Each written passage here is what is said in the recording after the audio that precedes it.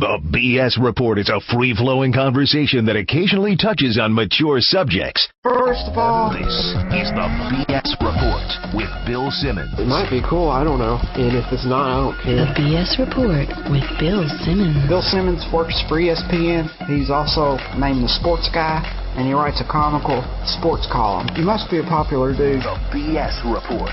It's got a real dirty sound, like a rusty steak knife cutting through a well-aged steak. Now. Here's Bill Simmons. Welcome to the BS Report. This is part 2 of my 2-hour conversation with Chuck Klosterman. Why 2 hours? Because we were overdue. He hadn't been on the podcast in months, and we had a lot to say and a lot to cover. If you missed part 1, check it out on Pod Center or iTunes. Here is part 2. The NFL lockout that's definitely going to happen. Do you feel like you have a grasp on this story? Do you have you picked a side? Boy, I don't know. I mean, if I picked a side,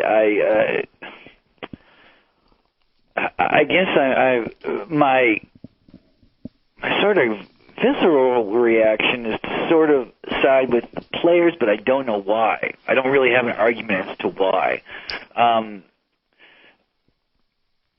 I guess if I would be lying to say I did. I don't really understand exactly what's happening. I think most of America is legitimately confused. They know that the lockout's going to happen. They know that the two sides are really far apart. But they don't really understand. I think with the NBA, you kind of get it. You know, the team's losing money. They're having trouble filling the arenas. Like that whole – everything about that league needs to evolve or change a little bit in some form. With football, everybody's making money. Mm-hmm. They're basically arguing about how much more money the owners should get than they did in the last deal they made because they felt like they didn't make a great deal. So they want now the players to give them more money to make up for this deal that they're now realizing wasn't that great, but yet everybody's making money. That's the one thing that I understand about this, that somehow the league is asking the players to give money back, and I can't see how that's going to happen.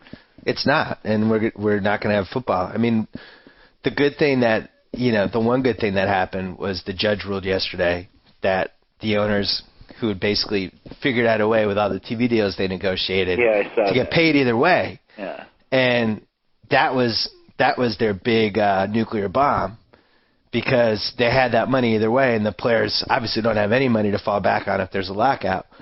So now that that's gone, what you're going to have is you're going to have the 10 to 12 owners who rely on the income for the team to pay for their stadiums or to basically get by day to day, and they don't have money coming in, they're in trouble. So it makes me confident that even though this is going to be totally ugly, I think it gets solved. Maybe we miss 2, 3, 4 games, whatever, but it does get resolved, I hope, right?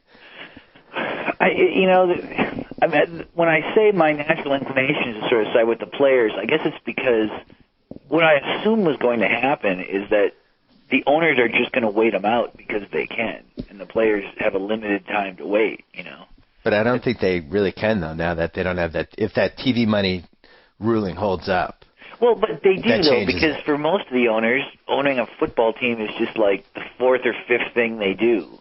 And for most of them, but you still have, I forget the exact number, but you still have the guys like Mike Brown and Ralph Wilson. Stuff, I know, right? Isn't that still their primary business is the Steelers? Yeah, and also you have people that built stadiums that are paying taxes for it and, paying the debt that they had to do for that. So I don't know. It's just the NBA needs to have a lockout because there's a lot of things they need to change about the league. Like we need shorter contracts. We need to, kind of figure out a little bit of a better system for. They almost have to protect the owners from themselves because every year we have these dumb contracts and they just can't stop giving them out. And I feel bad for the players because it's their job to make the most money they can, but the owners are just throwing this money away and then they can't trade the guys. And I think the Baron Davis situation is a great example. Like they signed him to a dumb contract, which turned out to be dumb. It wasn't dumb at the time, but they didn't know that he was going to gain a ton of weight and have knee problems. And he mailed in 2 of the 3 seasons. He was overweight this season. And at some point, this is your franchise guy who has basically misled you. And, you have no protection. You're stuck with him, not just this year, but next year and then the next year. So that has to change. Don't you agree? Yeah. I mean, you're right. Nothing you're saying is crazy. I guess just touching on this Baron Davis thing, I'm sure you agree with me. I do love the fact that the NBA is still or has become this thing where it's just trade crazy at the deadline like this. It's very interesting to me. It's the only sport that's kind of like that. So I guess baseball, they have deals at the end of the year sometimes when a team's going for the pennant race. But and what's interesting is the decision really turned out to be the best thing that ever could have happened in the NBA. It generated more interest in the league, not just from diehard fans, but casual fans, than really anything else that possibly could have happened. Oh, it did, and I think slowly the stain of that is sort of lifting because if you think about it reasonably, LeBron took less money to go to Miami. Carmelo basically forced the Knicks to mortgage a lot to get him. Yeah. Who ultimately made a. It was once again all the execution. It just seemed if he had executed that differently, I don't think people would remember it as much. How are you feeling about this about the Celtics deal now? A few days past. I didn't have all the information on it when there was that little wrinkle of they could not have offered him more than $23 million as an extension because for a couple of obscure CBA rules, like they were over the cap, so you can only give somebody a certain amount of raise, and they had underpaid him with the last contract. So he knew that that more money was out there for him from somebody, especially a team that was under the cap. So they really couldn't compete. Like that offer he got from Oklahoma City was 4 years, $35 million. They paid him an extra $2 million this year, so he got more money this year, which he never obviously could have gotten from Boston. I guess they just really felt like they couldn't bring him back. But isn't it baffling though, in some ways, in the sense that this sort of seems like the last year they can really win a title? Yeah, well, that's been my dad's argument because my dad is all about if you can win the title, you go for it. Well, yeah, so then I was wondering who, or are we misreading who the Celtics are most nervous about? No, we're not misreading it. I think the only team that they were really worried about that Perkins would have helped them with was the Lakers. Well, and Orlando too. No, I don't think they're worried about Orlando. I think they. So you don't think they're worried about them at all? No, I don't think they're worried about them at all. I think they're much more concerned about Miami and to a lesser extent New York. Because he's a good addition to play against Miami. Right. But, well, the underrated thing about the trade, I think, has been Kristich because he's not terrible. You can get 20 minutes out of him. He makes 17-footer. He's not very good defensively, but you have KG to kind of cover up for him. And when you throw in Shaq for 15 minutes and you throw in Jermaine O'Neal and Troy Murphy and KG can play center, it's not like we don't have a center. It's just that, a game like Utah on Monday night when Al Jefferson's going crazy and Garnett and Big Baby can't stop him, that's when you bring in Perkins and be like, all right, we're going to throw Perkins on Jefferson and see if we can. So that's what they've lost. And they lost some toughness too. Like Jefferson was barking at KG during that game, really got in his face and kind of stared him down and said some stuff. And I don't know if he does that if Perkins is still. Garnett has definitely become my least favorite Celtic. Explain. He's just an unlikable person now, I feel like. Over the last, it slowly has happened over the last 3 or 4 years. See, I would argue he always did this, and nobody saw the Minnesota. I know.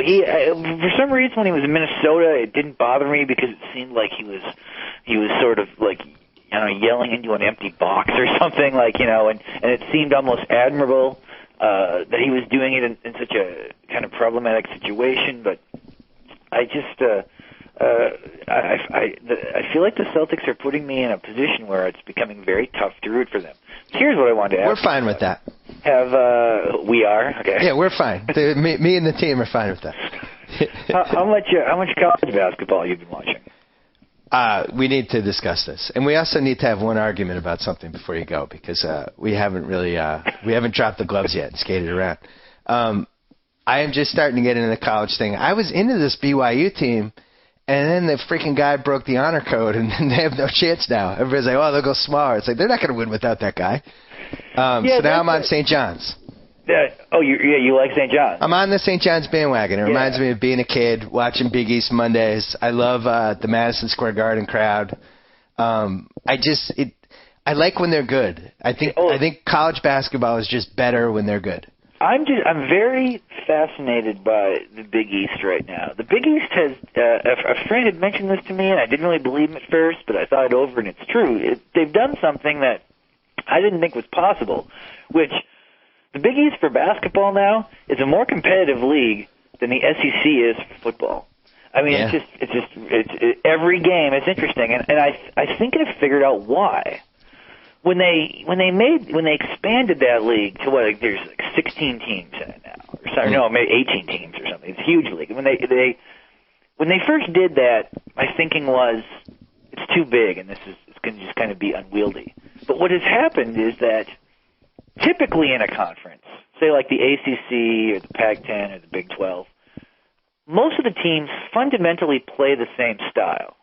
So whoever has the best players wins the league. I mean, teams in the ACC sort of play in a similar vein, and I feel like teams in the Big 12 sort of play the same way. So whichever Big team 12 does the best job recruiting. Well, Big 10, I think, is the best example of that, right? Big 10 is another example, yes. Yeah. But the Big East has all these good teams that play in radically different styles. I mean, Syracuse and Georgetown still play sort of the old-time Big East basketball. Notre Dame plays this very kind of weird, grind-it-out, shoot-all-three style. Louisville plays very upbeat, traps everywhere. Patino-y. They play Patino basketball. Yeah. And, in Connecticut and UConn, they play sort of, or in Villanova, they play a kind of a modern style of basketball. Pitt kind of plays like it's like a backyard brawl type game still. And because of this, like if you switch the rosters, like if you put Notre Dame on Louisville, they're probably not that good. But in their situation, they're the second best team in the Big East. Yeah. So now every time you watch a Big East game, it's very often two teams whose styles are kind of rubbing up against each other. And it makes every game sort of close and interesting. I would throw in one more thing for this. Your dream scenario that you described earlier of what the NBA would look like, which would be 4 less teams, but basically a nice tight group of teams where you have some really good teams, you have some teams in the middle that could beat anyone at any given time, and then you have your 4 or 5 terrible teams. That's kind of what the Big East is now. They're 5. I'm looking at standings right now. Seton Hall, Rutgers, Providence, South Florida, and DePaul, the basement. But everybody else is a watchable game. Providence has the best player in the league, I think. I know, I think Marshawn Brooks is the best player in the Big East, or at least it could be deceptive because I've seen him play 3 times, and every time I see him play, he scores like 40-some points. So maybe I'm seeing the best moments of him, but well, they're 3-13 in the conference. They're 3-13. I think they're 14-15 overall or something. Yeah. So you're saying they're bad, but at least they're frisky. Well, and they got one great guy who just who can kind of take over games by himself, and because I don't know, it just seems to be almost a perfect scenario for college basketball. And I agree. It seems like the Big East, the Big 12, I would put second, and then the ACC, which just it doesn't seem to have the same pizzazz, even though it seems like. Yeah, look at the records and stuff, but... Well, they're missing a third team right now. Yeah. Like, they're missing Maryland being good. Or they're missing NC State being really good. Now it's just sort of Duke, North Carolina, and there needs to be a kind of a third good team who, could somehow, sneak in there or win the ACC tournament or something. I don't know why. I don't know if it's because of my New England roots and the fact that I used to love the Big East so much, but I find myself watching Big East almost exclusively.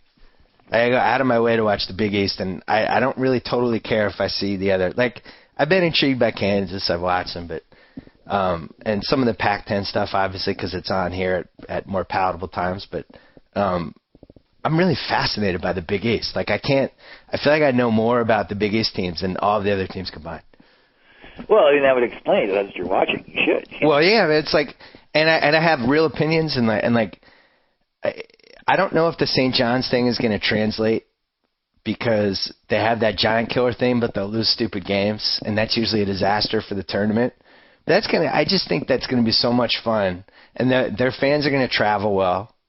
I just think they're going to be dangerous, which is usually the kiss of death because anytime I like a team, it's. I mean, what are they?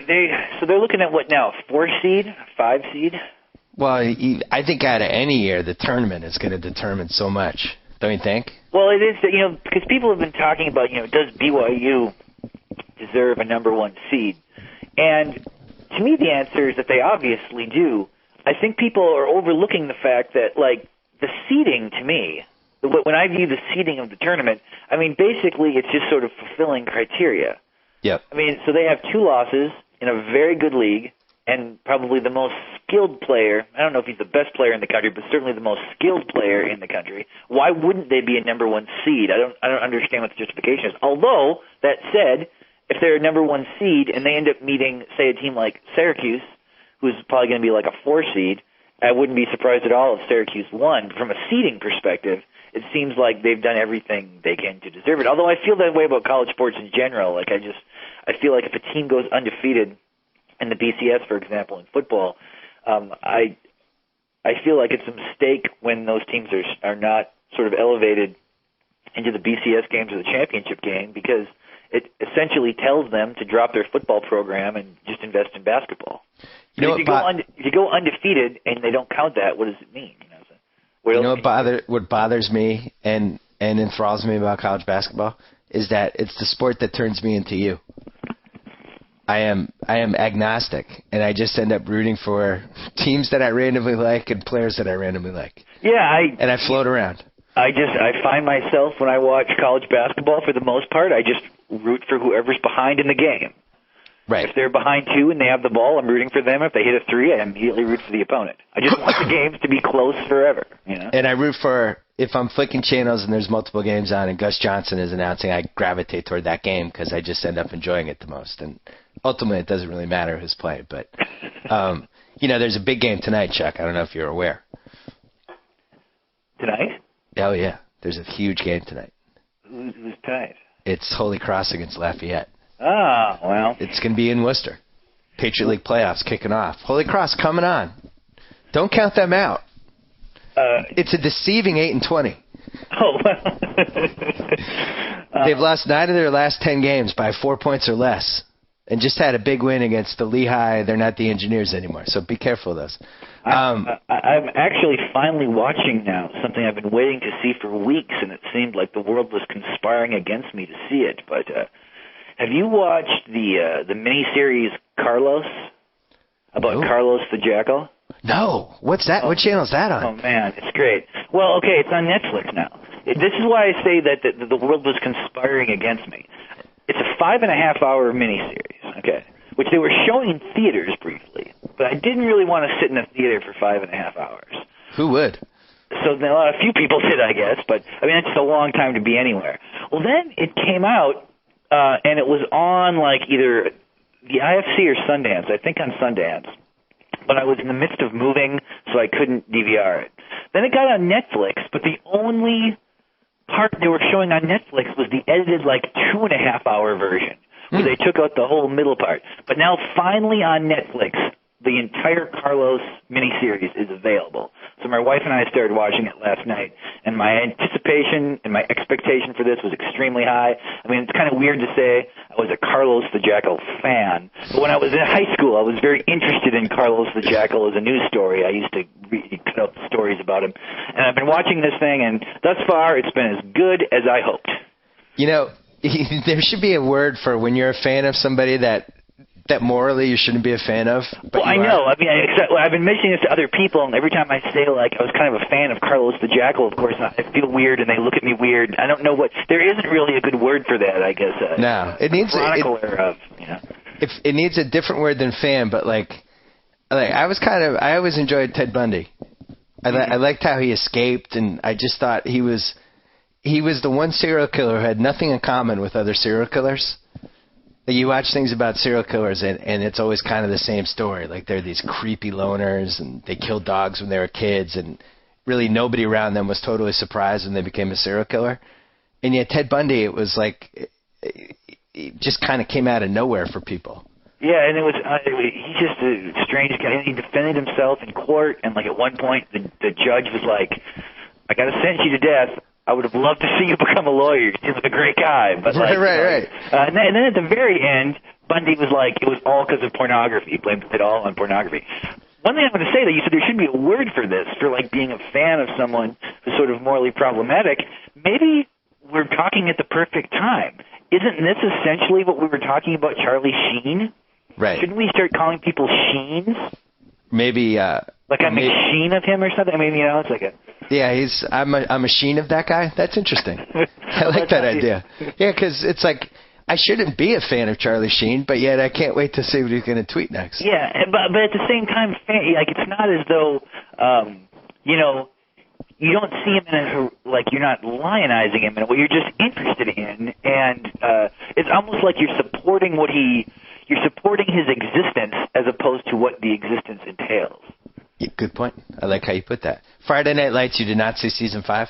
No, it starts like April. It starts tax day, right? Like April 15th, I think. Is it because you didn't have DirecTV, or you just weren't interested in watching it? Don't have DirecTV. Want to watch it at home. I can wait. Okay. Yeah. It's good.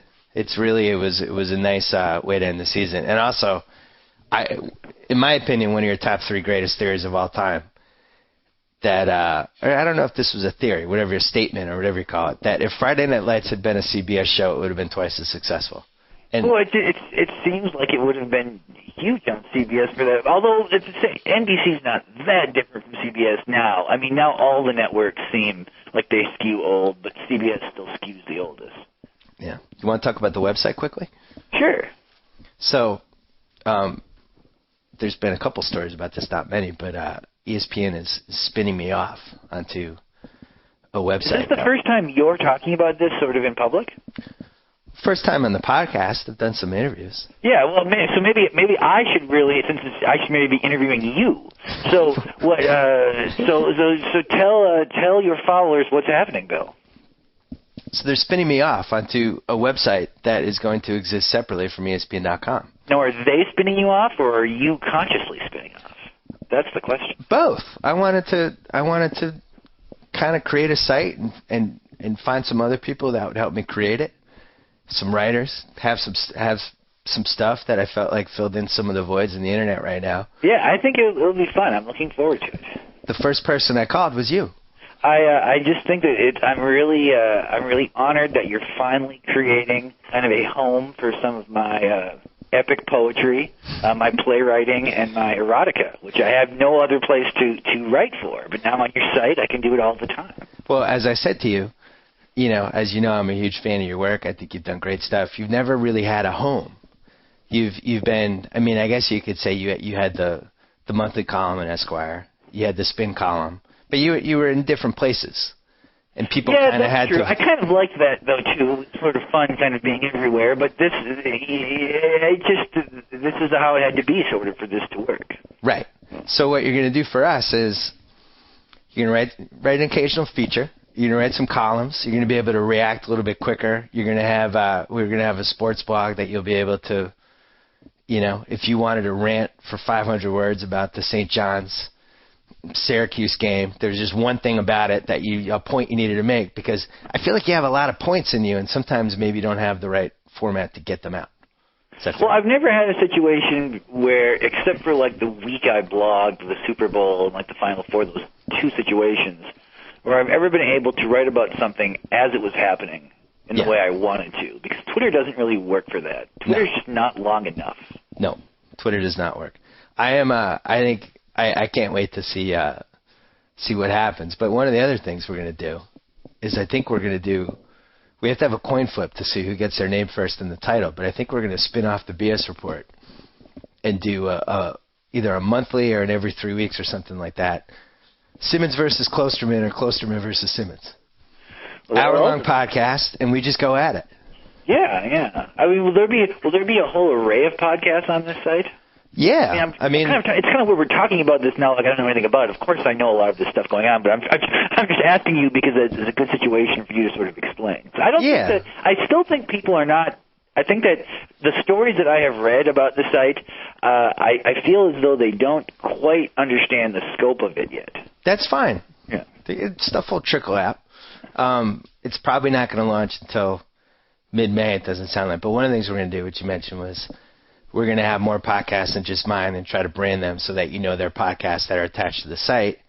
And, for instance, one of your friends, Chris Ryan, who's going to be writing for us, I think I'm going to give him a soccer podcast. I think that would be a great move. I think he would enjoy that. And then he could talk to weird soccer people. The thing about Chris Ryan is he's loquacious. He is. And he also has a lot of charisma. Chris Ryan is funny. Like, I guess we're breaking the news that he's going to write for the site. Not that it's going to run on the tick or anything, but we're very excited to have him. And one of my favorite things about him is say what his 3 interests are. Well, his 3 interests? Yeah, his 3 main interests. Well, it'd be, I would say, soccer, hip-hop, and extremely masculine films. That's somebody that needs to write for my site. Well, this may be a good time. Who else is going to be writing for this site? What, can you start announcing the people who are going to be involved? Or I don't know. I don't want to say anything until all the contracts are done. The only other one and she's going to write her farewell column this week for her website is Molly Lambert, who was somebody I found because you emailed me about her. Yeah, she writes for this site called thisrecording.com, and I just think she's a rock star. She's going to be fantastic. So you're still waiting for the other contracts to come in. That's why they're... Yeah, we'll leak out more. But those Chris Ryan and Molly Lambert are done. So I guess it's good to talk about those 2. But, I think one of the things I really wanted to try to figure out as we were planning the site was to try to find people that were on their way up instead of, the other direction, which I think is a mistake that people have made when they've planned magazines and things like that. Like, you're catching people at kind of the wrong point in their careers. Does that make sense? But how do we know that we're not on the way out? Maybe we're on the way down. Well, maybe we're those guys. That's why we need Molly. I'm sure the people who are on the way, who are on like the other side of the hill, it's not like they're like, I feel like I'm losing it, It's a great point, and that's why we need people like Molly, because I'm probably one of those people. But no, it's going to be good, and it's going to be fun. We're definitely going to have to come up with some collaborative things to argue about. It seems like, as I've mentioned many times, sometimes we're natural enemies in the wild. I am excited about this site. I do have to say, it seems weird now. It's almost like we're doing a PSA for it, but the way it seems like it's going to be is definitely unlike any other website that I am currently familiar with. Maybe they exist out there, but seemingly the kinds of things and the way things are going to be written about does not seem like anything else that exists. Unless I'm just totally wrong about this, but I feel like I'm not. We have a chance. I would say maybe it's like an 11% chance. I don't know with the odds. I don't want to say it's a sure thing, but I think we have a chance to have a really cool website. Yeah, and a place so. that. And if even in the worst case scenario, it'll just be kind of a fun, interesting thing. Yeah. Worst case scenario, it's just a bunch of writers, then maybe you'll like some of them. But hopefully, it's going to be a little bit better than that. How much pressure do you feel because this is so that you're kind of the driving force behind this, and you're so closely associated with this, and every story about this is going to be talking to you. How much pressure are you feeling about it in terms of how it will kind of become part of the Simmons legacy? I'm not thinking about that part. The pressure I feel is just that once we get going, that everybody is just doing their best stuff and they feel happy about it. Are you really not thinking about it? I know it's hard. It's a hard question to answer, but I just have a hard time imagining you. The degree to which I know you, I just feel like you're the kind of self-aware person who thinks about these things. I'm more thinking about how it's going to succeed if it succeeds.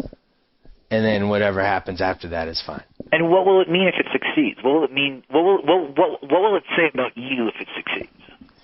Well, I've said this to you.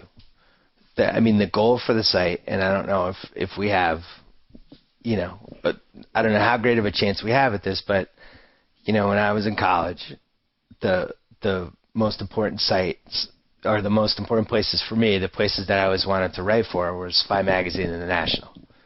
And I literally would have walked over broken glass to get a writing job with either of them. And I look at the landscape in 2011. I think there's a lot of good websites. There's a lot of good magazines. There's a lot of good, still some good newspapers and things like that. But I don't know what the answer would be for the 19-year-old kid in 2011. If you said, what's your ideal site? Maybe the answers would be different compared to who the people are. So, I would hope the goal for the site, the big picture goal, is that that we'd be the answer, at least for some people. If we do that, that's all I care about. Does that make sense? Yeah. Oh, you have said that. But that's sort of still an answer outside of yourself. You're really trying to sort of. Well, the real problem with that is that, like, the three magazines that I liked the most in my life were Inside Sports, Spy Magazine, and The National, which is a newspaper. But those are the three media entities, and all of them failed. I mean, they kept their street cred for a few years, but ultimately they bombed. But so that part worries. As we've discussed, I mean, okay, I think the National is probably of those three is probably the best sort of corollary to this, where and the thing that stopped that publication from succeeding was a distribution issue. Right, it had nothing to do with talent or anything. Yeah. Yeah, they were using, I believe, the Wall Street Journal's press, and there was just it was just too complicated to put a national daily sports tab out that had a lot of sort of in-depth writing, and the one thing that it does is just completely removes distribution from the equation. That's the easiest part. We have some advantages built in place with the fact that we already have the infrastructure of the internet. We already have the ESPN people, like the sales team, people like that, and coming out of the gate, I just think it's so much easier to launch in the internet than it would be to have launched a newspaper or a magazine 20 years ago. When did this first become an idea to you? 2000. What was do you remember the first time you put serious thought toward this, or what was what happened? The first time I put serious thought to it and really tried to figure out how it would work was 2009. And then that evolved over time, and you get feedback you learn different things, you get feedback from different people, things like that. And definitely the last 18 months, that's what I've been trying to figure out, is how it would work, what's failed with other places and things like that. So, what do you feel is typically the reason things like this fail?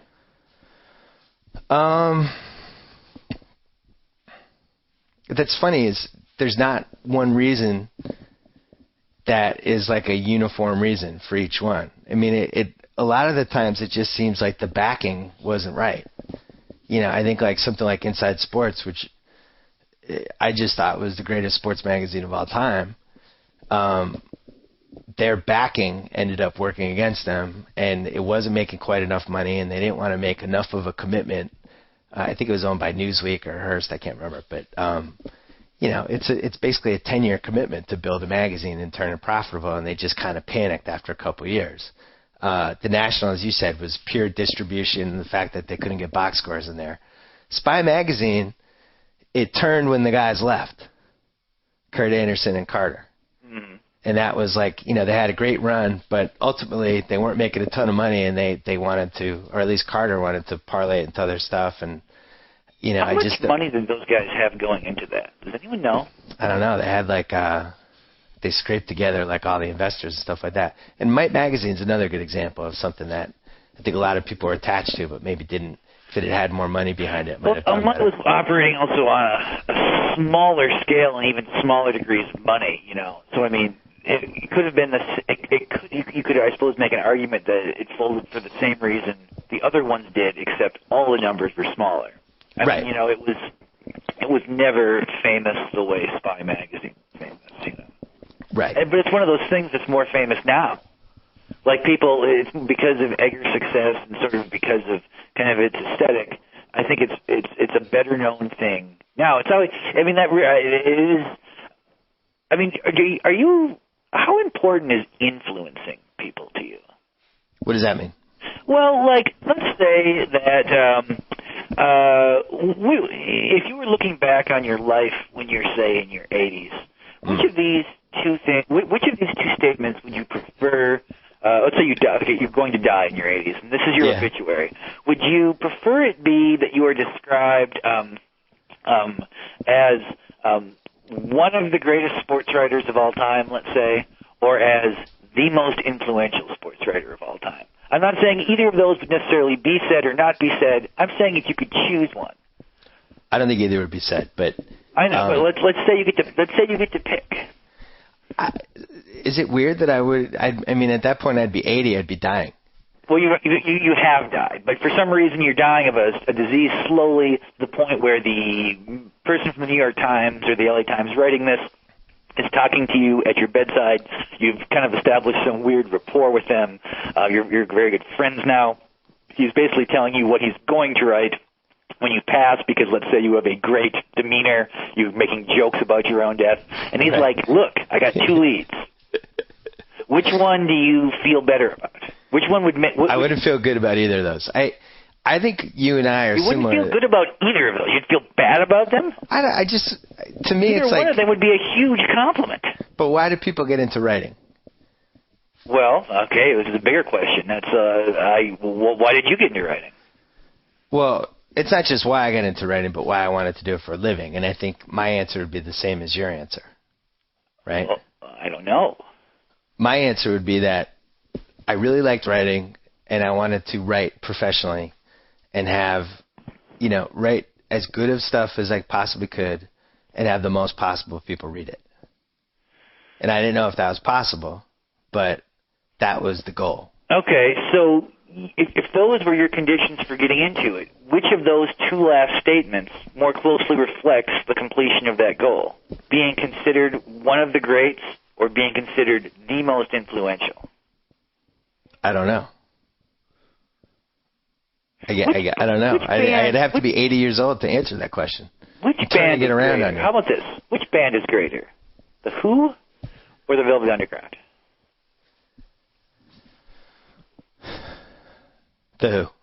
The Who are better, okay. Well, greater, will define greater. Well, that's why I'm asking you, because if your answer dictates what the meaning of greatness is.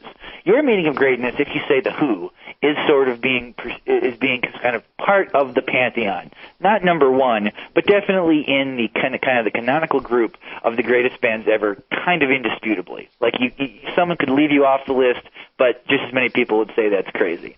And they also had a couple of the easiest example of influence, in the sense that if someone's talking about influential bands and they're trying to find an example, that's usually the example they're going to use first. There's even an extremely well-known platitude or cliche about the influence of that band. See, I guess. But, I mean, it's just, for me, it's like, if you're a writer, your first goal is to write the best stuff that you possibly can and keep getting better. And the second goal is for people to read it. Okay, right? well, and the third goal would be to get paid. Let me frame it like this. You're at a book signing. A kid comes up to you. You can tell the kid is smart just from his demeanor and the way he talks, the way he looks, the other books he has with him. Mm-hmm. Which compliment makes you feel better? You're my favorite writer, or if he says, I'm a writer, I want to be like you? I would say the second one. That one, okay, because I would usually say the first one, even though the second one is much more reasonable in a way, Well, I just know, like, when the roles were reversed, the writers that meant something to me were also the writers that made me want to write. So I guess, like, it would be more fun to be in that conversation where you're thinking, once you're older and you have people who got into writing and they said, here are the 5 or 6 writers that made me want to do this for a living, and you were one of those writers. I think that would be the most. Do you feel uncomfortable when you say, look on the internet and you see people trying to mimic your style? Does that make you feel good because it seems like what you've done actually has traction in the culture, or does it make you feel uncomfortable, or in a way, maybe even a certain feeling of theft has occurred, that your style has been adopted by someone who's using it for different purposes? Well, I feel the same way about that as I would with anybody. I think if writers, when they're trying to figure out what their style is, they end up mimicking people they're reading, and you don't really have your full style until you've taken all the different writers that you like and you become, your style becomes pieces of all of those people, right? That's when you become an actual writer. Like I would say, I don't know who your 4 or 5 influences were, but those influences conspired to turn you into the style that you have. To what degree would you say you're still being influenced by other writers?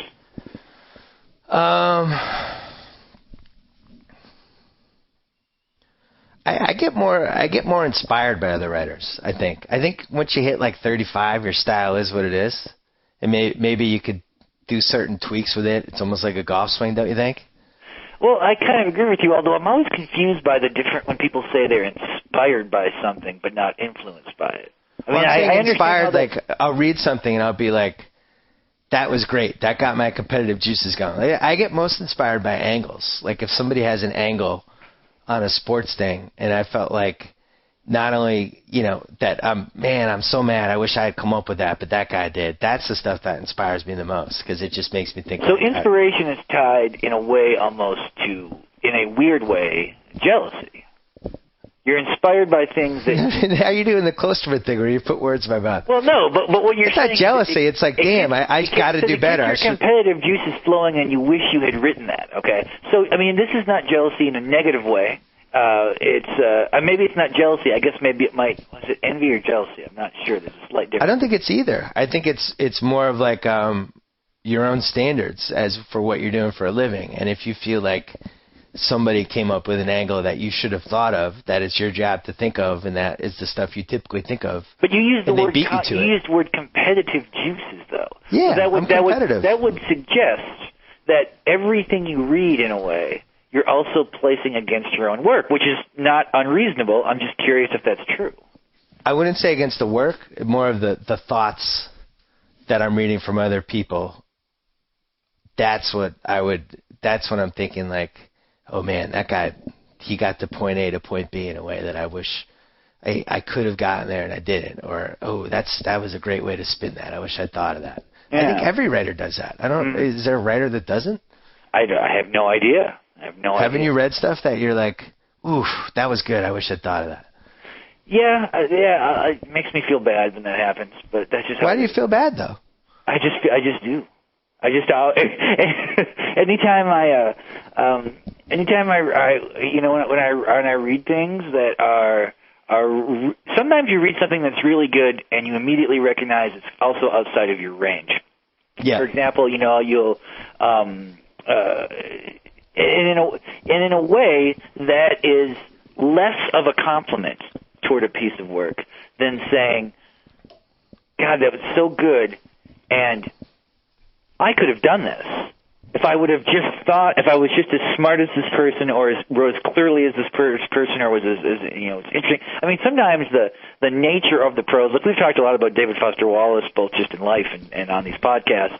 Yeah. Sometimes I have read work that he's done that I just can immediately sense I do not have the intellectual capability to do this. Like I don't. Yeah. I'm not smart enough to construct sentences, and particularly to sort of dovetail ideas like this. Or I was recently reading some Marshall McLuhan works because Douglas Copeland has written a really good short little biography of Marshall McLuhan, which if I don't know how much you know about Marshall McLuhan, I actually knew way less than I thought I did. And it's like a 180-page book. It's called You Know Nothing of My Work. It's really great. But anyways, then I went and I was reading some McLuhan's work, and I was sort of amazed by the fact that, like, it's not even the way he's delivering this information. It's that I even as I'm reading it, I don't fully understand it. But I think even a bigger compliment to somebody is when you read something that's really great and clearly could have been done by you or someone like you, and that's when I feel bad. Like reading Freedom, in a way, makes me feel bad. Really? Well, because it's so good, and it's not outside the realm of. It's not outside the realm of possibility. It could, it's not that. Part of the compliment is that it looks easy, because it's not. You see, it seems like it's. That's what I'm trying to say. I feel bad because it seems like it's within my range or my reach, but it's not. I actually can't do it, even though it looks like it could be done. And that's sort of that kind of gets to the heart of the insecurity of writing.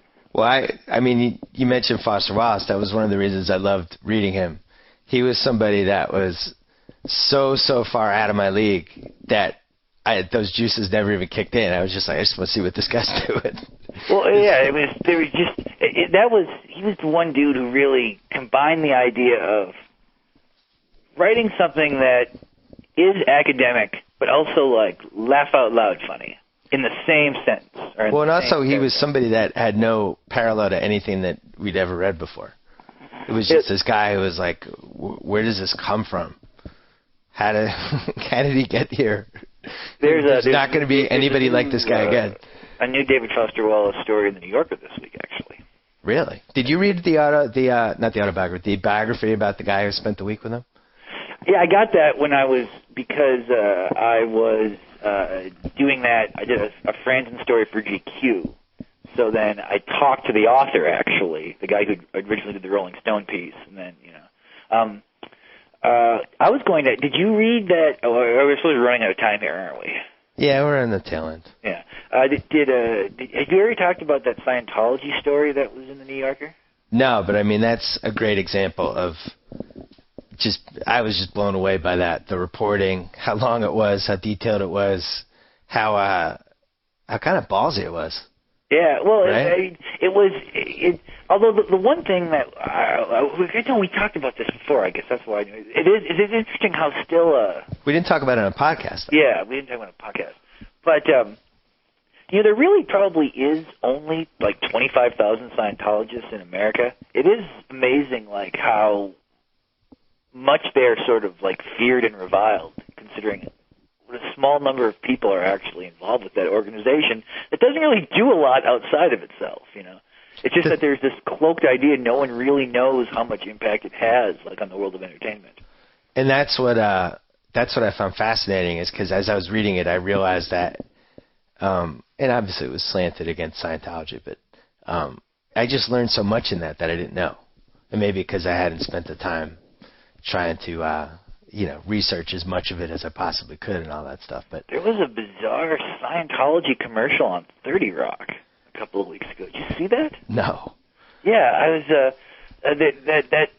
a real commercial for Scientology, and I wonder why they picked. I guess I shouldn't say I wonder why. I know why they picked that show. This idea that they appeal to sort of an affluent, media savvy person who might be interested in the idea of what Scientology can do for them, but it's a very strange commercial. It basically, there's a woman in the commercial who openly says, like, something along the lines of, like, do you want to be immortal? Or something like it. It basically says that get involved with this if you're interested in being, superhuman. The thing that stuck out with me about that New Yorker piece was that Paul Haggis basically went on the record and said something, I'm going to get framed for something, or they're going to... Like the fact that he was so adamant that something bad was going to happen to him because he spoke out, I thought was interesting. Well, the most interesting thing is that now in retrospect, I didn't know he was a Scientologist. I didn't know anything about that. But the fact that, like, he won the Academy Award for Crash and also for, like, $1 Million Baby. Yeah. Which virtually everyone now agrees are two terrible movies. Well, no, Crash isn't terrible. It's just Crash is Best terrible. Picture. Crash is the worst movie that's ever won Best Picture for the Academy Award. There's no way around it. I might agree with that, but it wasn't terrible. It was awful. What was good about it? It basically Drive Crazy is terrible. No, I bet if I saw Drive Crazy and then I saw Crash again, I would be in a better position to say things about Drive Crazy outside maybe of the text that are more interesting than anything that happens in Crash. Crash basically its anti-racist message is almost racist. It's so bad. I don't even know how to describe it. It's like I thought that when Titanic won the Academy Award, I was like, there's never going to be a movie worse than this that wins the Academy Award. And Crash surpassed that so dramatically. Well, you know what's funny? That Titanic won the Academy Award, but Toy Story 3 didn't. So you'd think the same logic that people use to arrive to the fact that Titanic was the best movie that year would also apply for Toy Story 3. Yeah, but to me it would be very weird if a kid's movie won won Best Picture now. But it wasn't a kids movie. It was a movie that you could have seen with your kid, with your grandfather, and with your mom. That's true. I mean, that's sort of like the Mitch Hedberg joke. Any book is a kid's book if the kid can read. Yeah, I mean, you can watch that movie with anybody and say it's not a kid's movie because I'm with my grandma. But I feel like there's been a problematic shift in our culture toward a world designed for children. And I feel like when I see a movie, when I see like people saying Toy Story 3, regardless of its merits, is sort of the best extension of film from a given year. That if that were true, or if that is true, that's a problem. Yeah, but we're going to look back 10 years from now at 2010, and the two movies that are going to stand out are The Social Network and Toy Story 3. And The Fighter will be an afterthought. King's Speech, people will be kind of like a little bit stunned that it won. And then I don't think anything else will really stand out. Well, yeah, I mean, that's Except probably exception. true, because the thing is that in 10 years, there's going to be all these 18 and 16-year-old kids who are going to have this memory of seeing this movie, and they're going to change the meaning of it just the way that people our age change the value of Star Wars in retrospect. Or for good or bad? Or what? Did they change it for good or for bad? Well, in their mind, in a totally positive way, in an unrealistic way, in a way that is not critical, because their memory and their appreciation of the piece of art is filtered through their own nostalgia and their own experience, which is not necessarily, I mean, for the viewer, that really enhances how much they like the film. But if you're going to look at the actual merits, it seems to me the best film in any given year should be something that addresses adult issues and present-day problems. So when you look at, like, The Social Network, there are problems with that movie, but it was an extremely well-made film, extremely well-written. And even though it's not necessarily talking about what Facebook means, it's dealing with something that is central to the culture now, and it's talking about problems that came up from that, which were relationship-based and were adult. So to me, that's what the best film should be. Huh. I mean, you could argue that the best film should be the movie that was the best done and appealed to the most people and had, like, not one person wouldn't have liked it. Because did E.T. win Best Oscar? I talked about this with Connolly yesterday. Did it? I feel like it didn't.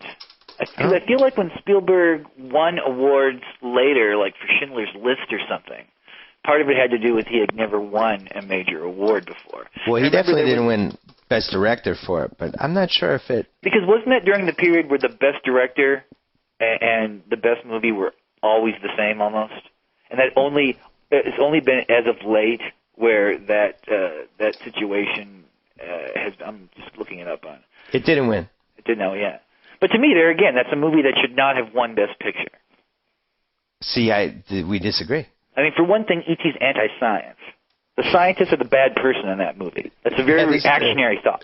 Well, no, the adults are the bad people. Well, that was just a whole thing in the 80s where adults were always wrong about everything.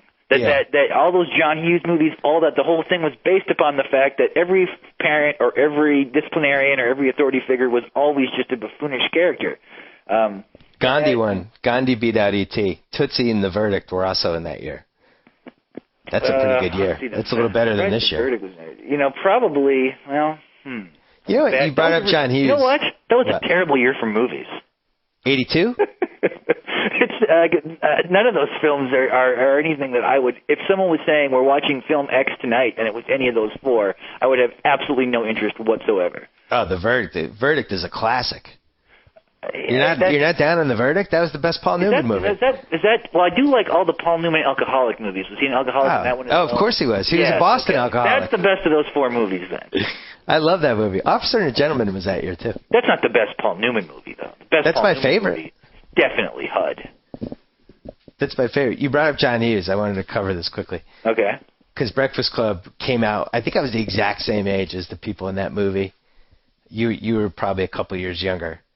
And in that movie, it's basically like kids matter. They know what's going on. You know,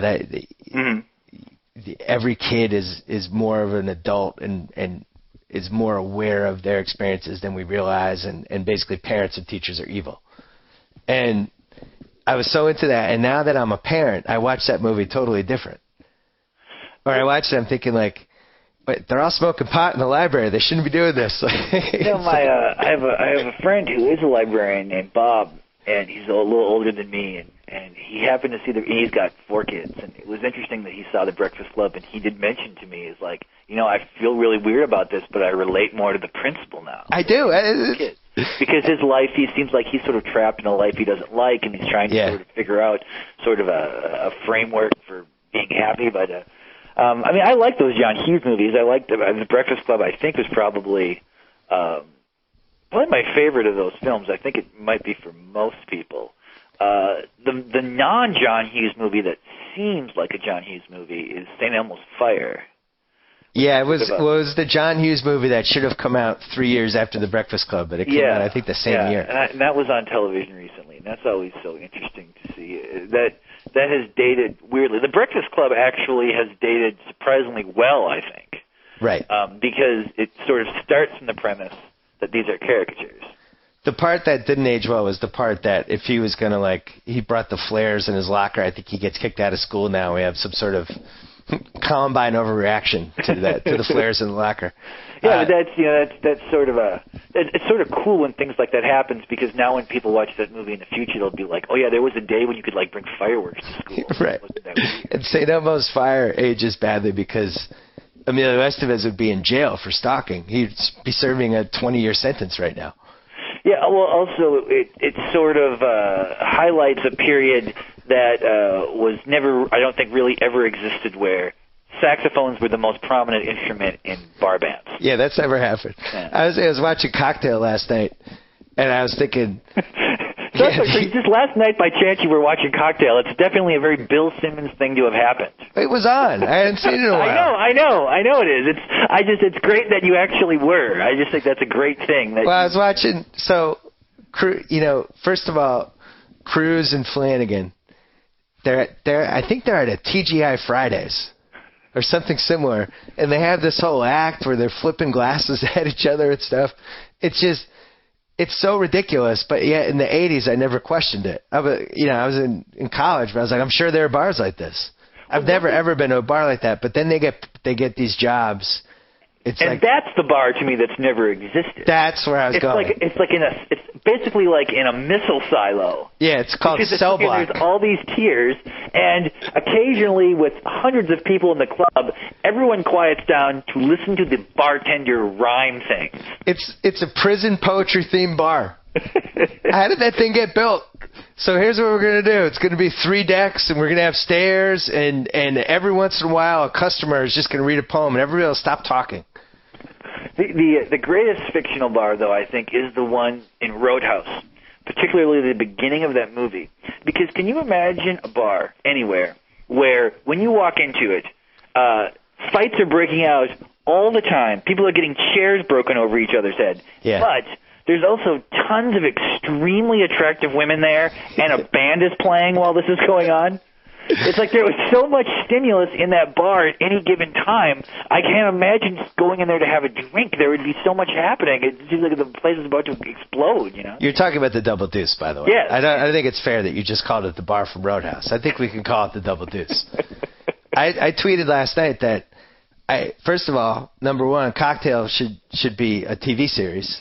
I don't know why it hasn't. You have the young up-and-coming bartender and then the older sage guy who comes out with these laws and just like their friendship and like that. You could get 13 episodes out of that. But also I think Charlie Sheen as Flanagan is a home run for his next TV project, right?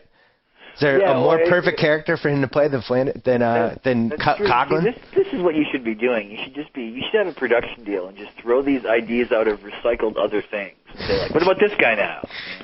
Well, it's like you catch people at certain points of their career, and I think Charlie Sheen at this point of his career needs to play a Coughlin type. I don't think he could be the lead of a sitcom anymore. But in a movie, he could play the grizzled guy. Like, for instance, he wants to remake Major League 3. what does he foresee as his role in Major League 3, do you think? Would it be like the oldest comeback in baseball history? Would he be like a mentor for someone? I mean, I thought he was moving toward like a slam dunk reality show. Well, that's what my friend Connor thinks, that if he ends up on Celebrity Rehab, there will be Super Bowl type ratings. Oh, he's too big for that. That's what I said. No way he goes on that show. Plus, I mean, like, he doesn't.